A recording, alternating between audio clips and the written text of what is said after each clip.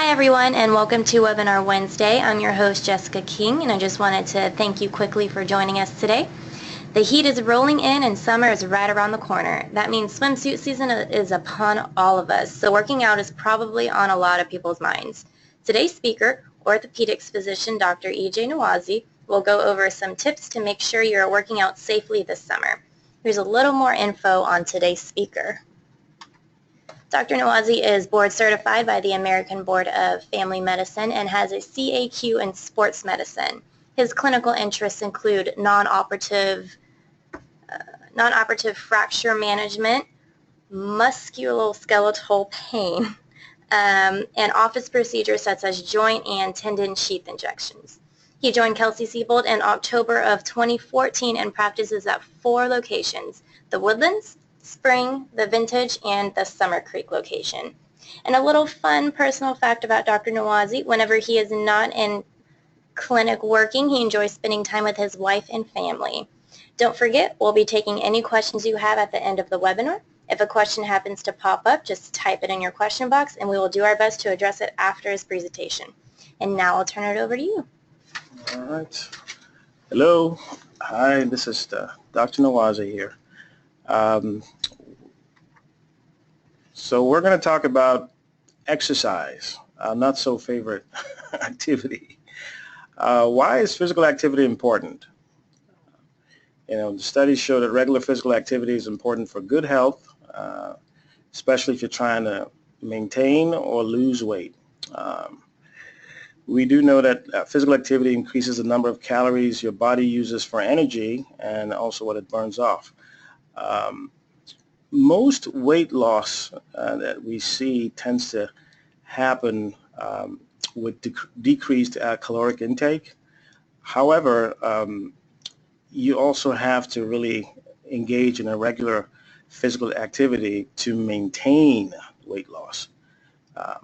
So most importantly, physical activity also helps to reduce cardiovascular disease, diabetes, and most of the things that we tend to have that go wrong. Exercise really helps to prevent those things. How to maintain your weight.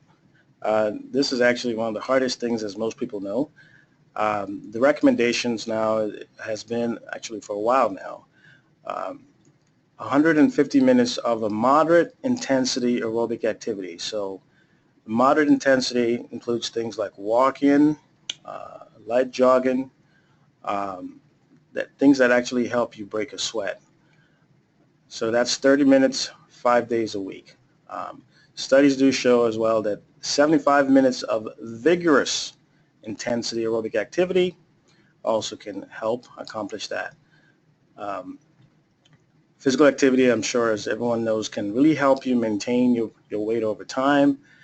And however, the exact amount of physical activity it varies from person to person.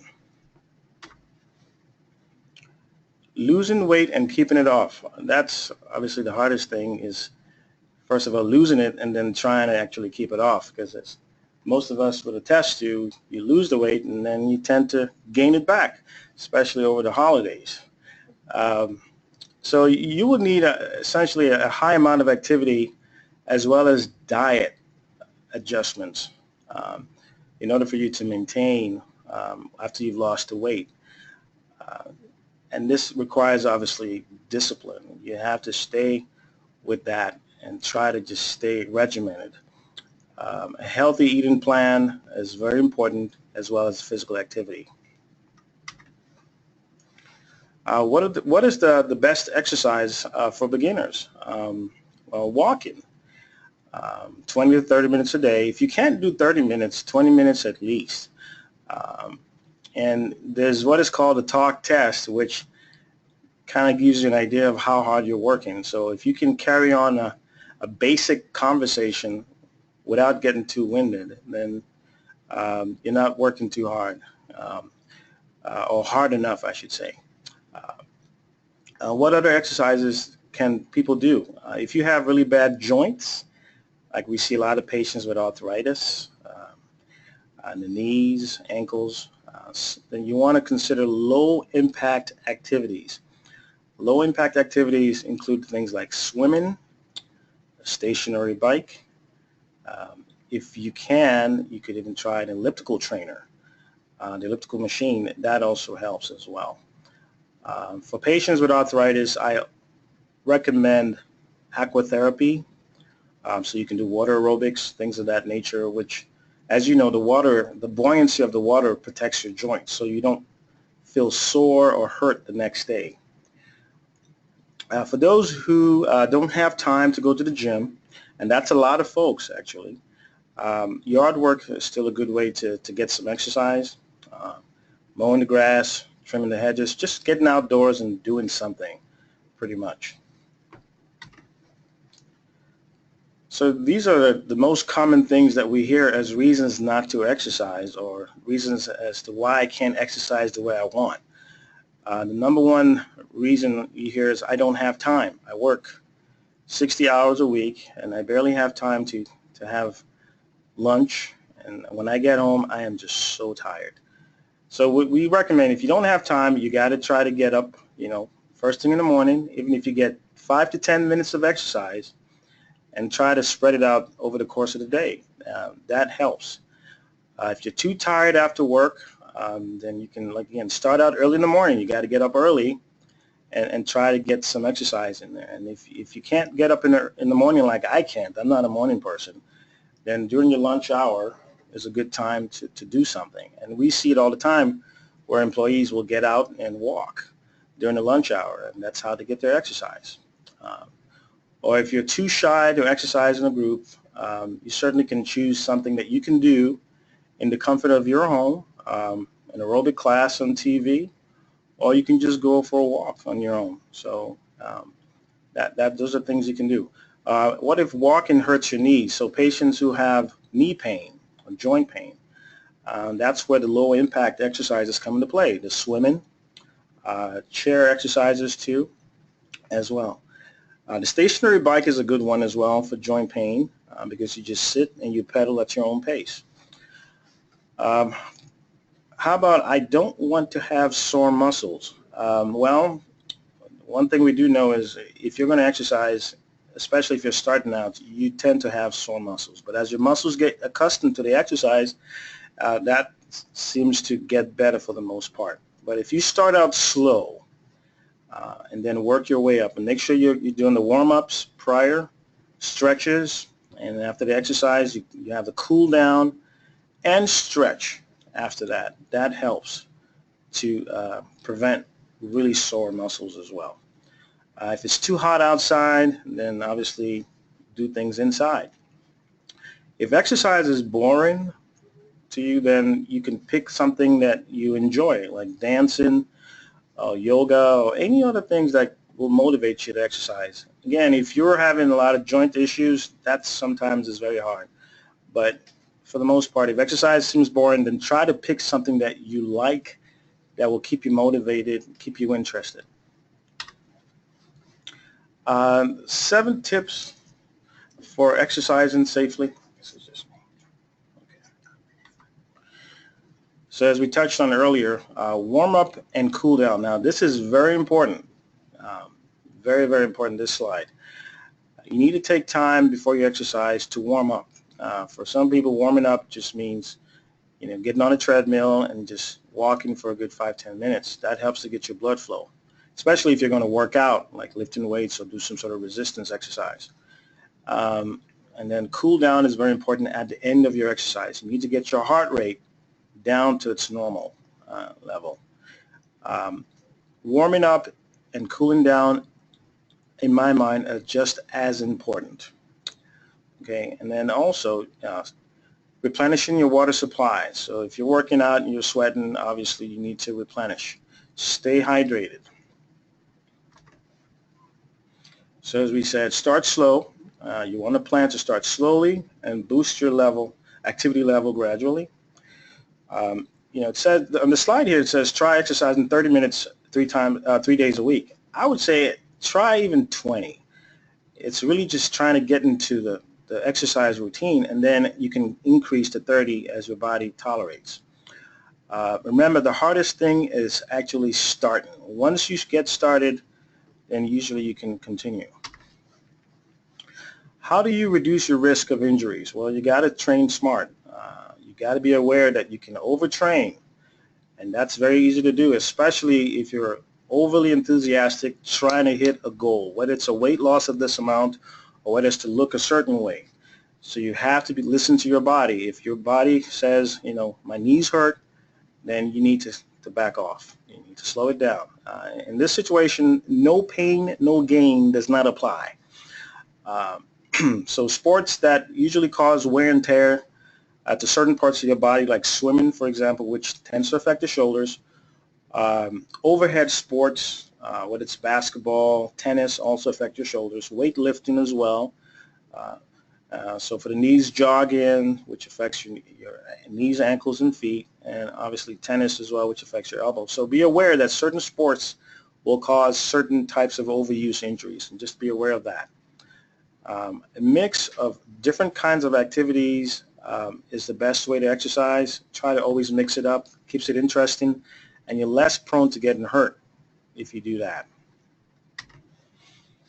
Listen to your body. Again, do not ignore pain. Pain is a sign that you're overdoing things. So when you have pain, you need to back off. Hold off on the exercise if you're sick as well. Studies do show that if you're having an upper respiratory infection and you try to exercise to it, you tend to cause your immune system actually tends to get lowered for that period of time, and that certainly can lead to a full-blown upper respiratory infection as well. So don't exercise if you're feeling tired or sick. If you're doing an exercise session and you feel that you can't continue, or you feel dizzy, lightheaded, then you obviously need to also back off. I think the idea is be smart and try to get plenty of rest. Know your limits. If you stop exercising for whatever reason, if something comes up, you know, a family emergency or life just changes and you want to get back, you need to start out slowly and work your way back. I think that just makes sense. If you're doing strength training, for example, then you need to get back to lighter weights and do fewer reps, fewer sets, and then try to work your way back in. Dress for success. If you're working out outdoors and it's hot, then you obviously wear lighter clothing that allow you to get air so you don't get drenched in sweat. So you want to choose your clothes for the environment that you'll be in, and as well as your shoes. If you wear out your shoes from, say, training for marathons or running just for the fun of it, then you need to make sure you keep track of your cushioning, because that tends to wear out. And I would say every 3 to 6 months is typically when you want to change shoes, depending on how hard you pound on your feet. Stay hydrated. For most people who exercise, drinking water will be sufficient. But if you're training for a marathon, if you're doing triathlons, things that cause you to really exercise for usually longer than an hour, okay, then you need to start replenishing electrolytes. So the most common electrolyte depleted is sodium, actually two of them, sodium and potassium. So you make sure that you have your Gatorade or any sports drinks that have electrolyte replacements. They usually have sugar as well, because you need that sugar at the same time. Stay hydrated during your workout. If you feel thirsty during your workout, then you actually waited too long. You should be drinking while you work out so you don't ever get to that point. Bonus tip. I would say make sure you consult with your health professional, your doctor. You could also consult with a personal trainer who's obviously certified to figure out what is the best regimen that works for you. And prior to any exercise, I would always recommend that you consult with your doctor, especially if you're over 40 years of age and you've essentially been sedentary for a while, just to make sure that you're okay to exercise. And that's the presentation. Any questions will be entertained. I actually have one that I want to get us started off with. You touched on this in one of the earlier slides about sore muscles. When I was growing up in high school and I did my extracurriculars, I always had coaches and teachers that told me if I'm not sore the next day, I'm not working hard enough. Are you supposed to have sore muscles the next day, or is that just a myth? Yes, it depends. When you first start out an exercise program, if your body hasn't been used to that sort of activity, you will definitely get sore. But what happens is as you keep doing it, then over time, usually over the first maybe 2-3 weeks, your body becomes more accustomed to that exercise and you're not as sore. Now that's different from certain types of exercises that are known, especially weightlifting type resistance exercises, that will make you sore. Okay, so it's soreness is actually, it's physiologic, it's normal, it's supposed to happen. But your body, your muscles get used to the exercise, then you're not as sore. Okay. Are you supposed to change up your exercises once you stop feeling sore? Do your muscles get used to the certain exercises that you're doing? Yeah, muscles do. They do. Especially, we see that especially with weight training. Okay. Weight training, I mean, it's when you first start working out with resistance, you will notice the muscles get sore, and then over time, if you use the same amount of resistance, the muscle just gets used to it and nothing ever changes. So in order for you to achieve your goals, you have to constantly change things around to make the muscles confused, and that's what keeps you moving in the direction you want. Okay. So yes. Great. Yeah. So let's see here. We have some exercises. Let's see some questions here. Let's look at I have diabetes and I have foot problems. Let's see, I have foot problems. Besides water exercises, what do you recommend? So for a diabetic, because you have a situation where you have to be very careful with your feet, because as you know, diabetes certainly is the number one reason why we see what is called neuropathy in the feet. So besides the water exercises, you're pretty much looking at things like the stationary bike.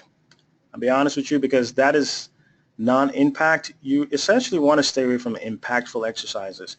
Now, you could choose to walk as well, but you got to walk in those diabetic type shoes. And you know what I'm talking about, because those shoes are meant for diabetic feet.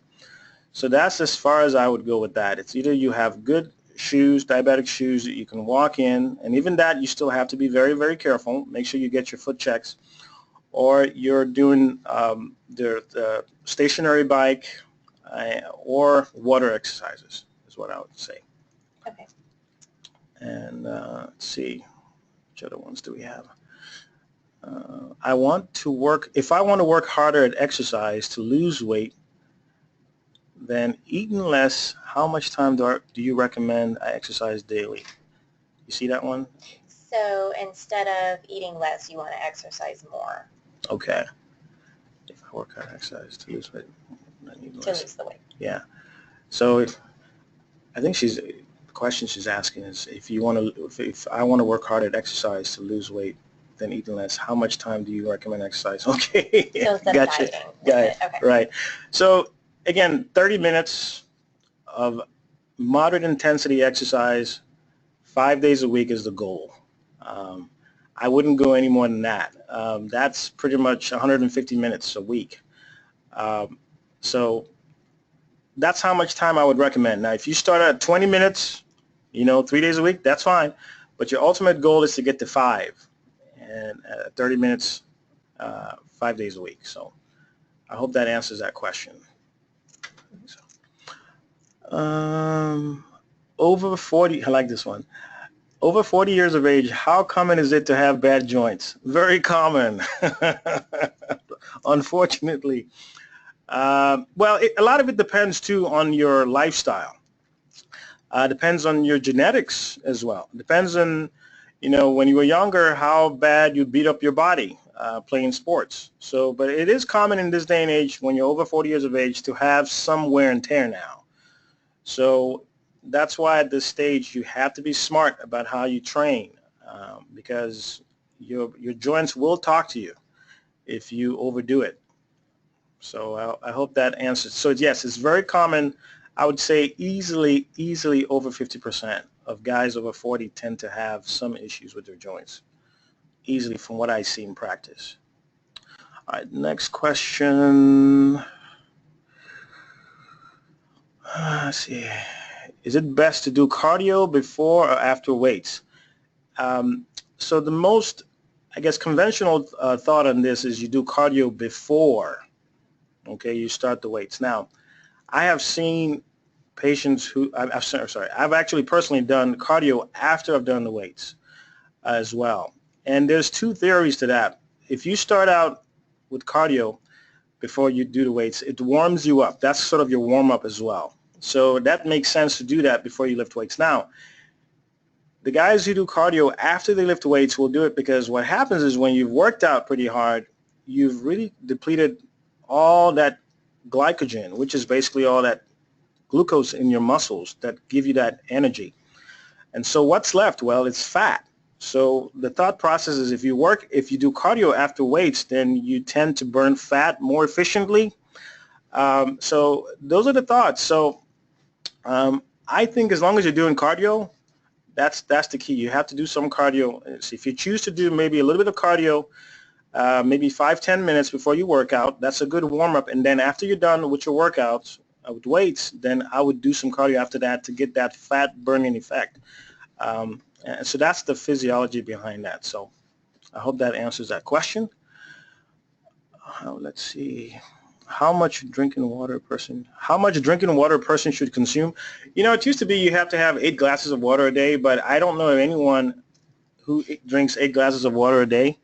I don't think that there's any hard and fast rule about that. I think as long as this is what I do personally. I bring a little a pitcher of water, and I'm always taking sips. Now, I realize not everyone can do that. So I think the key is just making sure that you're drinking and try to just sips and try to stay hydrated. And to me, that's the key. I don't know that I ever get 8 glasses of water a day. I don't see how I could do that working in the hours that we do. So, all right. And what do you think about interval training? I actually like interval training. I used to do that, me personally, quite a bit, and I still do it to this day. It's a way of getting my heart rate up real fast and then just trying to sustain it that way. So I think it's a good way to really jumpstart your metabolism by just hitting it hard, getting the heart rate up, and then maintaining it. And I think it does help you burn calories more efficiently as well. For interval training, I have a question on top of that. Yeah. You shouldn't just start right off the bat trying to do interval trainings if you haven't exercised before. Oh, correct? yes. So it's I agree. Gradual leading into it. Yes, that's a very good point. You definitely don't want to start out doing that if you've never done that before. You have to kind of work out and get your body conditioned enough to get to that point. Yes. Okay. Absolutely. How are we doing here? It looks fine. Good, good. Let's see. What are the popular injuries people encounter when working out? How can I avoid them? Take your pick. I mean, the popular injuries when you're working out, especially with weights, shoulders, a lot of shoulder problems people get, tendon issues, a lot of tendon issues, tendinitis of the wrist, tendinitis of the elbow. I mean, you name it. If you're doing leg workouts, you can have tendinitis in the knee as well, especially people who do a lot of lunges. You can have some joint pain as well. So, I mean, it just depends on the body part, but there's definitely injuries. This is where you have to really listen to your body and also make sure that you're doing exercises with good form as well, and making sure that you don't overdo the reps and sets. So most reps, 3 sets of 10 to 12, most sets, 3 sets of 10 to 12 reps, that's pretty standard for most of these types of exercises.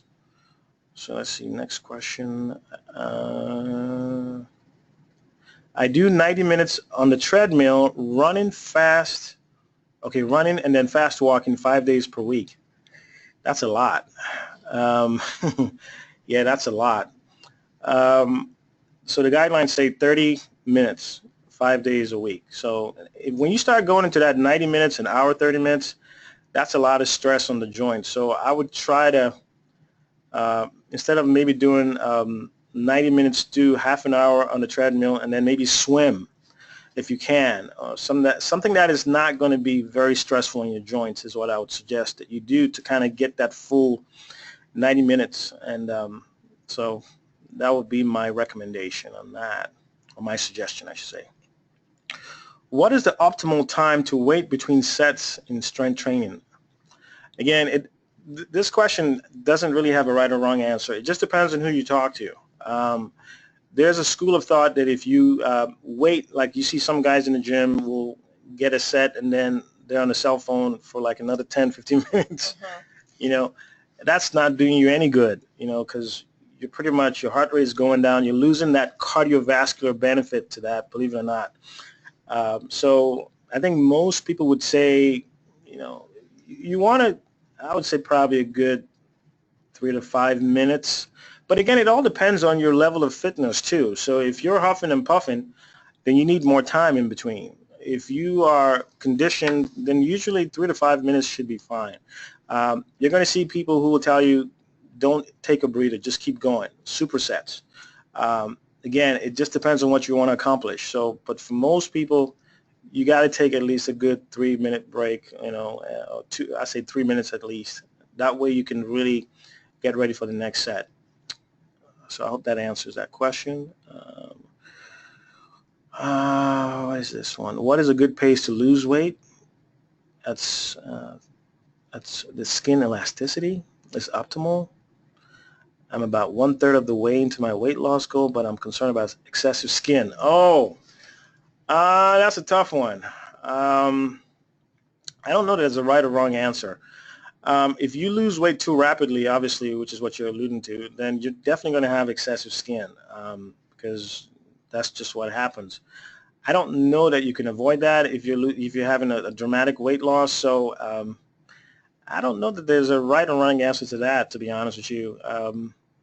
I would just lose it at your own pace. You know, the rule of thumb for weight loss is you want to go slow. You don't want drastic losses. So you want to try to, you know, keep it maybe 1% if possible in the per 2 to 3 weeks, you know, if you can attain that. But I think the rule of thumb is just do it slowly and be comfortable with it. You can't do it drastically. That's when you run into problems. So, and as far as excessive skin, if you do have excessive skin, that's where the plastic guys come into place. That's true. I actually have a question to build on top of that one. Yeah. How long do you need to work out before you see results? Like if you're trying to lose 10 pounds, if you're trying to get your arms toned, how many workouts, or is it like weeks before you see results? You know, it depends on, first of all, it depends on your body type too. Okay. There are some people who will pick up a weight and will get toned or get muscular in no time. And there are people who will pick up a weight and you will never know that they even worked out in the first place. So it just varies on your genetics, your body type, your metabolism as well. There's a lot of factors involved there. So I don't know that there's a timeline. I think most people usually, when they start working out, can sense or see changes like in a month, you know, just consistently. So, but there are people who see it in a week. Okay. On the other end of the spectrum, if I've been working out for like a year and I stop seeing results, is there a reason for that? Is there a way to still see results? So that's one of the hardest things, right? So this is, you're talking about plateauing. When you plateau, you've been working out, things are going pretty well, and then you hit a plateau, and it's like you can't seem to change. That's really where you really have to look at your training as far as how many sets you do, what kind of exercises you're doing, also your diet as well. That's really where you have to look at all these things and see what can be changed. Sometimes you may even need a personal trainer, you know, because the body, it you know, when you work out doing the same types of exercises, after a while it gets used to those things. So you have to constantly try to change things up to confuse it. That way you keep making gains. But that's one of the hardest things, is trying to maintain and not hitting a plateau. Yeah. I think we have time for one more question. I'm going to end us on this one. So if you want to start your workout regimen, you suggest going to see your doctor at Yes. a Kelsey location, like a family medicine doctor? Or Yeah, your primary care doctor is your start. That's where you start. And just making sure that you are able to exercise without having essentially a heart attack. That's really what it is. So depending on your lifestyle, prior, if you're really sedentary, based on your age, based on your medical history, your primary care doctor will determine what sort of testing will make sense for you. Most usually have a baseline cholesterol test and things of that nature. But if you're over a certain, age and you have risk factors, then you probably will need a stress test or some sort of testing like that, just to make sure that you can exercise and not, have a heart attack, basically. All right. All right. Well, that is going to conclude our webinar. Y'all just received some great tips on how to exercise a safe way, and we hope the information was helpful. I want to say a very big thank you to you, Dr. Nwaeze, for doing such a great job today. Thank you. And, of course, thank you to all of you for joining us this month. Be sure to join us for our next webinar on June 22nd. It's Mommy Makeovers, Reclaiming Your Pre-Baby Body, featuring plastic surgeon Jamal Bullocks. And don't forget to follow us on social media and join in on the conversation. Thanks again for tuning in, and talk to you all next month. Thank you.